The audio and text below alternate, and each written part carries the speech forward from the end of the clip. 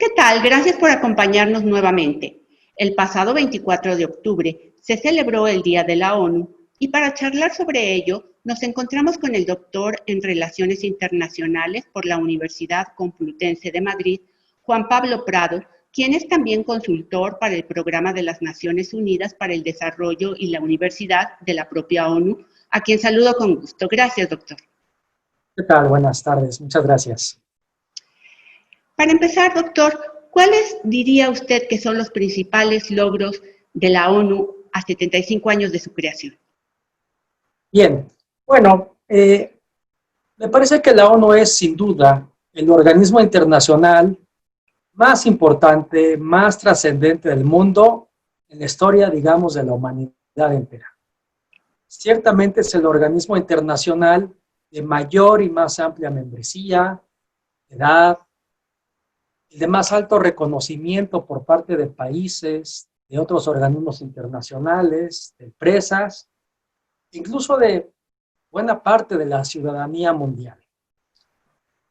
La ONU es, desde luego, el espacio multilateral en donde, de manera permanente, durante sus 75 años, los actores, los participantes se dedican, y el propio organismo se dedica a promover la paz y la seguridad internacional. ¿Cómo lo hace? Bueno, lo hace de distintas maneras, a través de múltiples mecanismos, organismos especializados, comisiones, foros, cumbres, resoluciones, acuerdos, recursos y acciones que en su conjunto conforman lo que podemos denominar como el sistema o familia de las Naciones Unidas. Concretamente, en efecto, tras la aparición de Naciones Unidas, 75 años atrás, no ha habido una tercera guerra mundial, una conflagración, digamos, de trascendencia regional. No.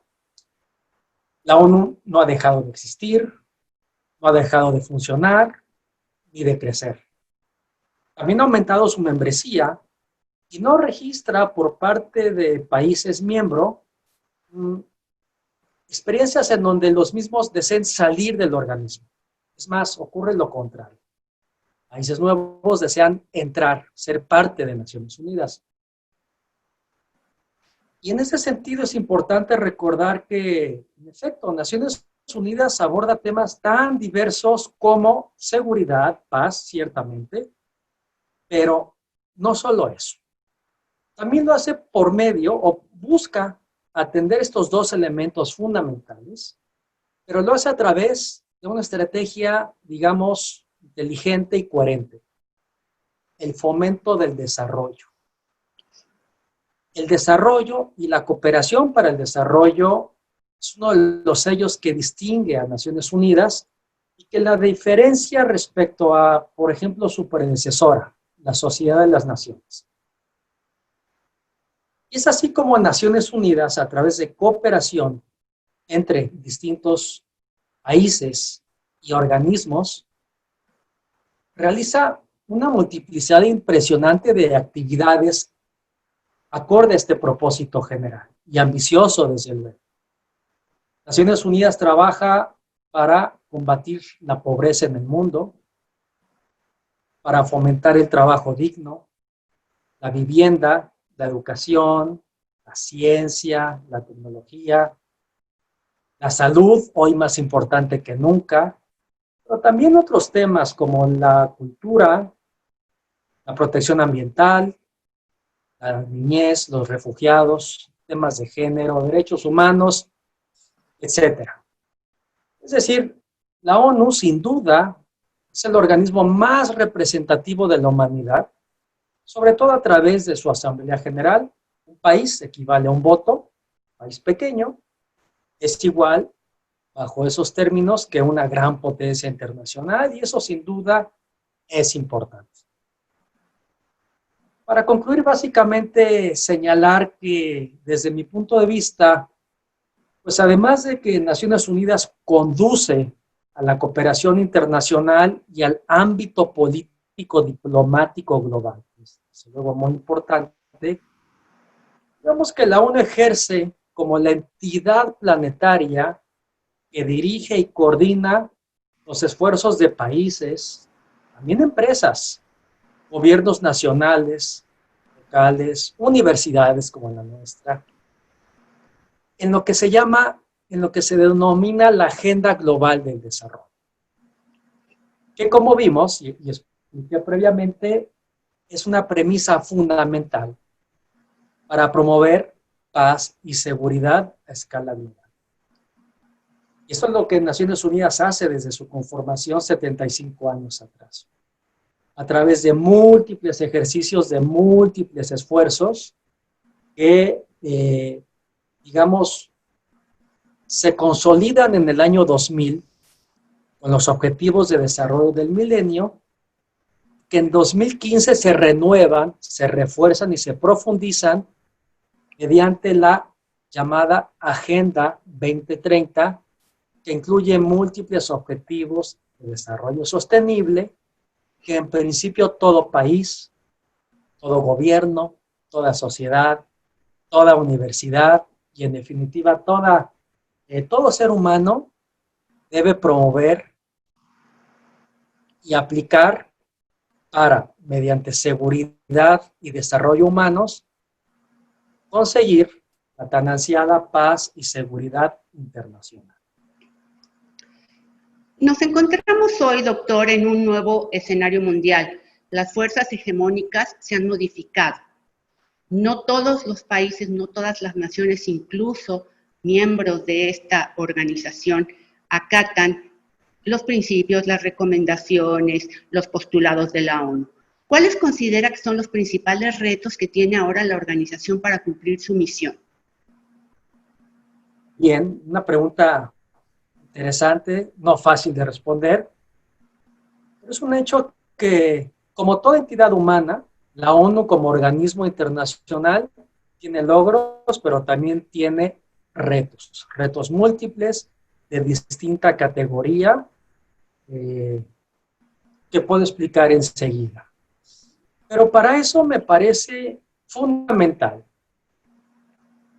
hacer mención, en síntesis, al contexto internacional en el cual Naciones Unidas realiza sus actividades alrededor del mundo.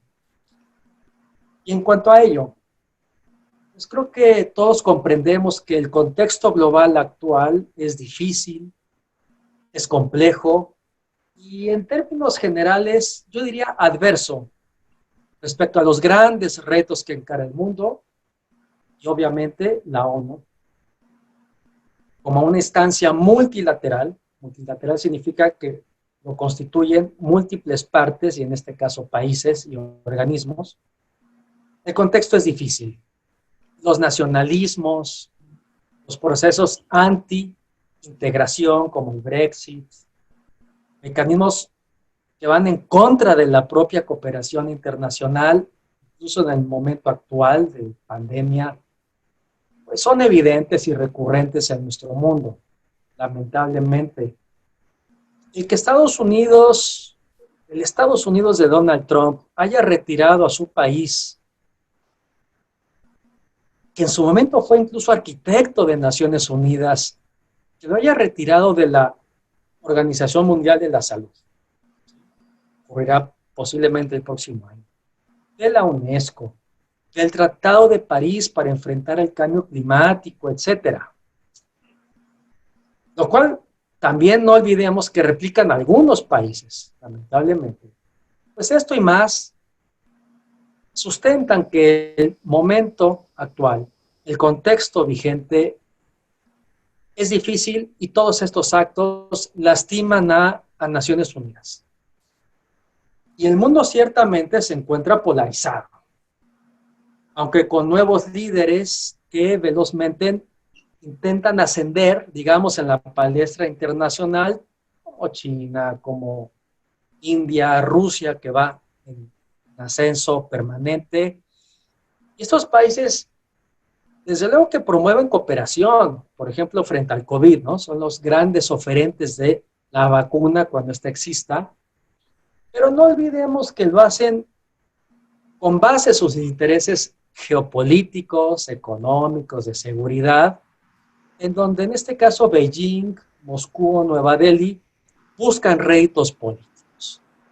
Y este es el concierto internacional en el cual estamos viviendo y en el cual Naciones Unidas cumple 75 años. Otro elemento importante, según la propia ONU, además de esta terrible pandemia que todos sufrimos y la desaceleración económica, desde hace años padecemos la peor, ¿sí?, la peor crisis humanitaria a nivel planetario desde la Segunda Guerra Mundial. Por ejemplo, tenemos más de 70 millones de personas desplazadas por distintos motivos. Eso en sí mismo, desde una perspectiva crítica, podría, digamos, denotar un fracaso de Naciones Unidas en cuanto a promover desarrollo. Lo cual, si bien es cierto, obedece a factores dentro de Naciones Unidas y fuera de la misma, sobre los cuales, pues sí, voy a explicar en breve. ¿Cuáles son los retos internos de Naciones Unidas de cara a este escenario que dibujé? Bueno, ojo, a diferencia de lo que se piensa, Naciones Unidas no es de ninguna manera un organismo internacional, digamos, único ni cohesionado, absolutamente unificado, ¿no? Por el contrario, como señalé, la familia de Naciones Unidas es el conjunto, en muchos casos es la suma de distintos organismos especializados, fondos, programas, consejos, y demás instancias que le dan vida a Naciones Unidas. En distintas sedes, además, no solo en Europa. En pocas palabras, el reto de Naciones Unidas es que no todos sus componentes o sus organismos son iguales y tienen el mismo estatus, ni rango, ni fuerza, ni presencia, ni recursos, de ninguna forma. Basta decir, por ejemplo, que el Fondo Monetario Internacional y el Banco Mundial forman parte, en principio, de la ONU. Pues son organismos que están por encima de multiplicidad de otros especializados, dedicados más en forma a la agenda global del desarrollo. Otro ejemplo es el Consejo de Seguridad. Es la instancia más relevante de la ONU completa en términos políticos de promoción de paz y seguridad. Cinco son los miembros permanentes de ese consejo, las principales potencias mundiales. Y en cambio la Asamblea General, que es la instancia, digamos, más representativa, más democrática de la ONU, del mundo, pues por esa misma razón y lamentablemente no es el ente más relevante de Naciones Unidas, porque es el más representativo y el más democrático. Por el otro lado, el menos representativo, el menos democrático, porque el poder de veto es el Consejo de Seguridad. Digamos como que la Organización de Naciones Unidas está al revés, ¿no? En términos democráticos y de representatividad. Bueno, pero hay cosas positivas, desde luego, en la ONU. Me gustaría resaltar, por ejemplo, las comisiones regionales, como la CEPAL, la que corresponde a América Latina y el Caribe. Este tipo de organismos ayudan, digamos, a adaptar o a regionalizar, si se me permite el término, a Naciones Unidas, en este caso, con la CEPAL, respecto al caso latinoamericano. Es decir, la CEPAL es lo que podría entenderse como la ONU latinoamericana, con sede en Chile, pero su directora es mexicana. Bueno, además no hay que perder de vista que los distintos entes de Naciones Unidas sí se relacionan y colaboran entre sí, los distintos organismos especializados, la ONU, la Organización Mundial de la Salud, la UNICEF, la UNESCO, etcétera, sí. Pero también, ojo, también compiten estos organismos por visibilidad, por recursos, por impacto, por proyectos, etcétera. De ahí que uno de los retos, yo diría inconclusos de la ONU, es la necesaria, urgente coordinación entre sus distintas, muy diversas entidades. Otro reto son las múltiples reuniones de Naciones Unidas al año, más de 2000. Se le achaca, digamos, burocratismo en sus frentes. Diversas cumbres que generan fatiga, precisamente una cumbre tras otra de temas distintos o similares, eso agota. Otro reto que yo distingo es lo que se llama el cobro o el overhead que hacen los organismos especializados con sede en países que reciben cooperación de la ONU. ¿Qué es esto? El país financia un proyecto de desarrollo, pensemos en temas de agricultura, con el sello Naciones Unidas. Y la ONU, el organismo especializado responsable de atender este tema, cobra por cada recurso que se gaste en el marco de este proyecto. La ONU cobra una cuota por manejo de cuenta, y yo diría por uso del emblema del sello Naciones Unidas. Esto no va muy acorde respecto a los preceptos de cooperación, que significa ofrecer bienes y servicios tangibles a la población en cuestión. Y bueno, para concluir esta respuesta, pues en materia de retos externos, si bien la ONU es la suma de sus partes en muchos sentidos, no está del todo cohesionada, la ONU, y esto es muy importante, la ONU es lo que los miembros hacen del organismo. ¿Qué significa esto? Pues que la ONU por sí misma es incapaz de atender sus múltiples responsabilidades, sus compromisos establecidos en la Carta de San Francisco en el año 45. Y es que los países más fuertes, con mayor potencial y mayor responsabilidad para atender a la ONU, usualmente no la respaldan como debería. El Plan Marshall, esta ayuda histórica que Estados Unidos confirió a países en Europa tras la Segunda Guerra Mundial, no se instrumentó a través de las Naciones Unidas, o las tan ansiadas vacunas que China ofrecerá al mundo cuando se obtenga el antídoto para el coronavirus. Ese ejercicio de cooperación tampoco se hará a través de Naciones Unidas posiblemente. Aún no se tiene claridad. En pocas palabras, y concluyo, el bilateralismo, la relación de un país respecto a otro, de un oferente respecto a otro, de una potencia respecto a un país en desarrollo, sigue estando por encima respecto al multilateralismo que propone la ONU. Y si faltaba algo, la ONU compite con otros organismos internacionales. La OCDE es un buen ejemplo. Opera y compite con la OCDE y con otros entes internacionales que no se nos pueden olvidar. Los llamados mecanismos de gobernanza global. ¿Quién no tiene en mente el G7, el G20? Que son instancias, yo digo, de membresía representativa, de membresía selectiva y no representativa, que en muchos casos y temas tienen más presencia, más potencial que la propia Naciones Unidas. Doctor, frente a este panorama desafiante, caótico en ciertos aspectos que usted ha presentado, y ante las evidencias que tenemos por el comportamiento de ciertos mandatarios, usted mencionó a Trump, efectivamente, que ha sido un mandatario disruptivo con todo este tipo de organismos, pero hay otros casos. Entonces, frente a este panorama, ¿no sería ya tiempo de que la ONU se reestructure en su funcionamiento y en sus alcances, que recobre capacidad de interlocución entre sus miembros y funcione de manera más eficiente?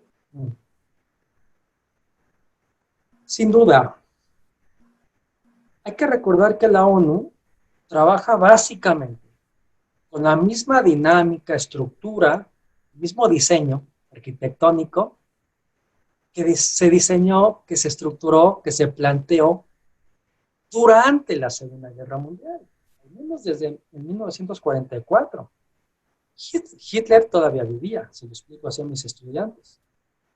Hacemos en estas imágenes históricas a blanco y negro, en donde están Stalin, Eisenhower, Roosevelt, Churchill, planeando la nueva arquitectura de Naciones Unidas y del mundo.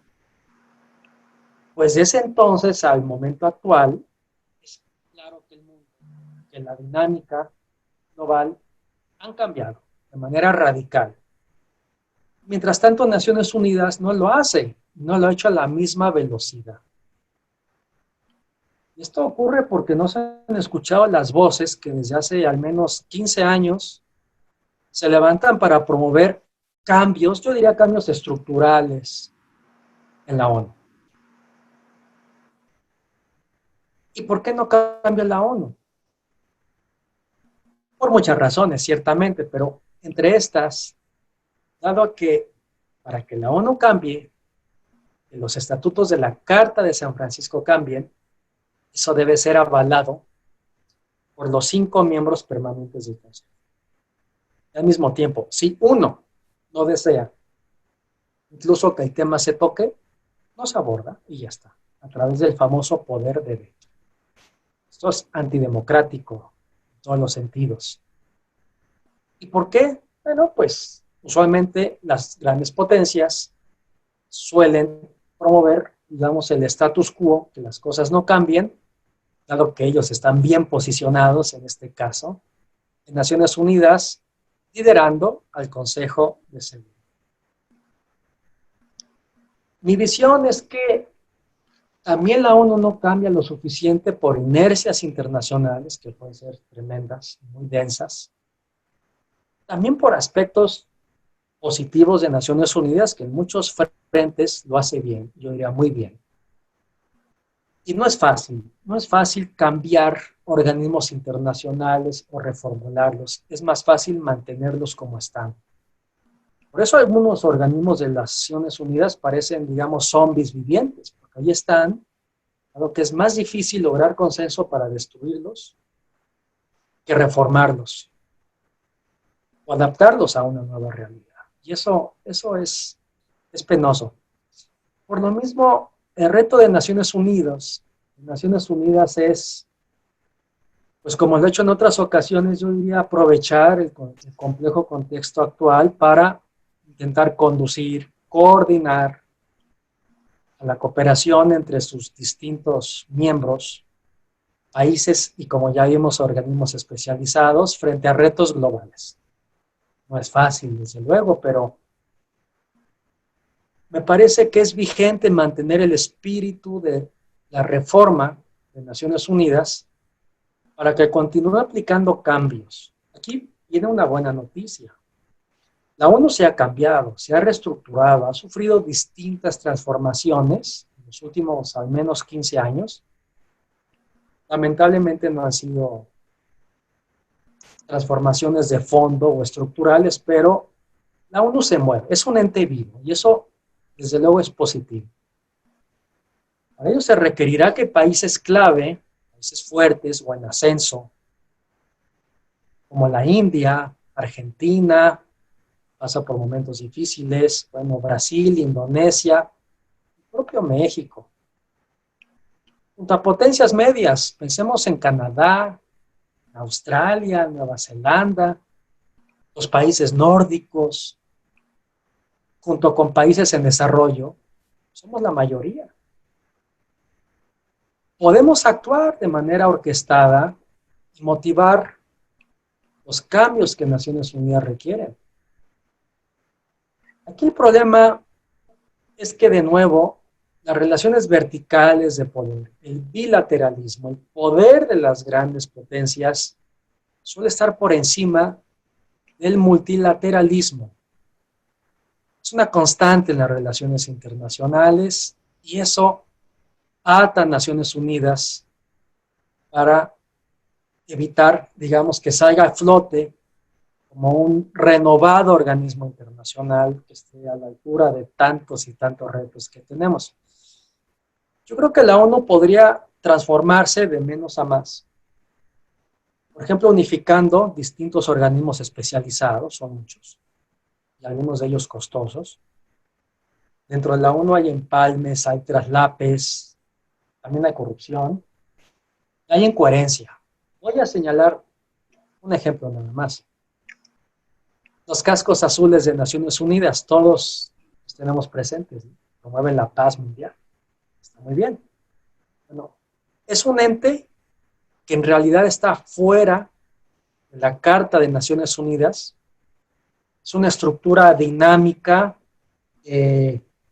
adaptativa a problemas internacionales serios de paz y de seguridad. Pero este ente informal de Naciones Unidas recibe más recursos, más dinero, que la ONU en su conjunto. Entonces, vaya que se requiere una reforma de Naciones Unidas a fondo, pero digamos que para ellos se requiere la anuencia, otra vez, de los 5 grandes, y esa es una aspiración difícil de conseguir. Doctor Prado, mencionó usted a importantes mandatarios que participaron en los tiempos en que se construyó esta organización, en que se creó la ONU. ¿No será también que en los actuales tiempos la falta de verdaderos estadistas al frente de los países, incluso los países más poderosos, con algunas excepciones, podríamos citar a Alemania quizá, pero la falta de estadistas no es también un obstáculo grande para llevar a cabo estos cambios que usted menciona? Desde luego que sí. Señalé previamente que la ONU es lo que los países miembros hacen del organismo, ¿cierto? Y en este sentido, pues vaya que urgen líderes y estadistas, en primer lugar a escala nacional, desde luego, pero también cuyos actos trasciendan, así como la globalización, que trasciendan de las, digamos, fronteras nacionales tradicionales. Siempre hay líderes que con ambición que pretenden este propósito, pero una de las características del mundo actual es precisamente la falta de líderes que tengan una visión más ambiciosa, que conjunten sus intereses nacionales, que los hagan compatibles con intereses globales. Pero para esto precisamente la ONU ofrece foros y escenarios para facilitar este tipo de actos y de presencias y de liderazgos. Uno de ellos es precisamente, y regreso, la Asamblea General. En la actual, la número 75, que por cierto se realizó por vez primera en línea por la pandemia, lo cual no es tan mala idea, porque de pronto cada año es, digamos, un desfile político, diplomático, a veces más caro y estridente respecto a lo que en realidad genera beneficio global. Pero en definitiva, la Asamblea General es el espacio privilegiado que el mundo y Naciones Unidas crean para posicionar por igual a los líderes del mundo. El escenario está puesto. El problema es que, como bien señalas, muchos presidentes, jefes de Estado, no aprovechan el estrado. Y creo Doctor, que sí. Doctor, quisiera, ahora que menciona esta última asamblea, la más reciente quiero decir, en ella muchos mandatarios hicieron referencia justamente a la pandemia de COVID-19 e hicieron un llamado a la cooperación multilateral. México, en cambio, expuso en ese foro temas que ni siquiera entran en el ámbito de competencia de Naciones Unidas. Dígame para terminar, ¿qué opinión le merece esta presentación, la actuación de nuestro gobierno? Sí, la tengo presente desde luego. Hay un antecedente primero, digamos, más optimista, después me iré a un elemento más, digamos, revisionista de esta situación. México copatrocinó junto a 180 países, sensatamente todos, una resolución en la Asamblea General precisamente que exhorta a los países precisamente a cooperar, a evitar especulación y acumulación indebida de materiales, pruebas, la futura vacuna frente al COVID-19. Eso está bien, eso es positivo. Una resolución en la Asamblea General votada por 180 países, eso está muy bien, pero ojo, fue un acto y es una resolución, las que mandan de la Asamblea General, ya lo expliqué, no es tan relevante como se cree. Es una resolución no vinculante, no obligatoria. En esta resolución se exhorta a los países a hacer todas estas acciones que mencioné. Se exhorta, punto. No se obliga, no se culmina ni siquiera, no, es una mera exhortación. Y hago mención a esto porque es un buen ejemplo de lo que es Naciones Unidas. O sea, uno, aborda temas relevantes y de interés global, sí. ¿Logra acuerdos en derredor de este tema? Sí. Pero su alcance es muy sugerente o limitado, porque exhortar a países desde Nueva York a que hagan algo en común es un propósito demasiado simple, débil o poco contundente, sobre todo en momentos de crisis. ¿A qué voy con esto? La ONU, por un lado, permite escenarios a favor de estos propósitos universales, pero por otro lado, para alcanzar esta cantidad de votos a favor, necesita que los consensos sean muy elementales y alcanzables para todos. Y sumado a esto, recordar que nuestro país, vuelvo con México, pues publicitó de manera enfática y yo diría quizás exagerada este acto, esta resolución, que ese día emanaron una cantidad impresionante de resoluciones, por cierto, esta es una más, que exhorta, como ya lo señalé, y se utiliza en este caso a Naciones Unidas para pretensiones domésticas, nacionales, políticas, porque se anunció que México había tenido un enorme triunfo en Naciones Unidas, ¿cierto? A través de esta resolución. Es una más entre miles.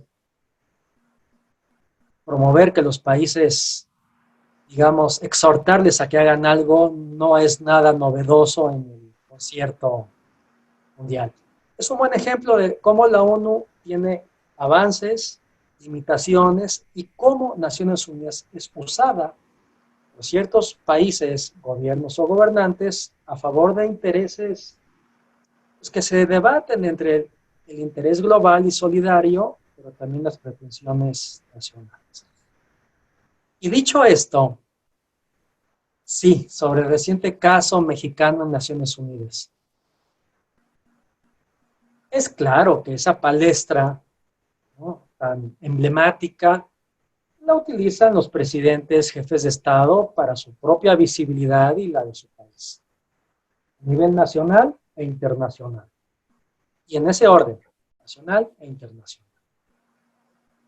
Pero me parece que en esta ocasión el mensaje del presidente fue en demasía orientado a asuntos internos, locales, políticos y quizás hasta electorales. Es correcto hacer referencia, insisto, a cuestiones nacionales en la ONU, sí, claro, pero siempre y cuando tengan que ver con, o se vinculen con el concierto regional o internacional, con los grandes temas que nos competen a todos. Eso no ocurrió. Por tanto, creo que fue una oportunidad perdida, lamentablemente, pues que no le sirve al presidente, creo que le fue peor, la crítica es alta, tampoco le sirve a Naciones Unidas. Obrador pudo hablar de migración, de desarrollo, de corrupción, indígenas, cultura, fraternidad.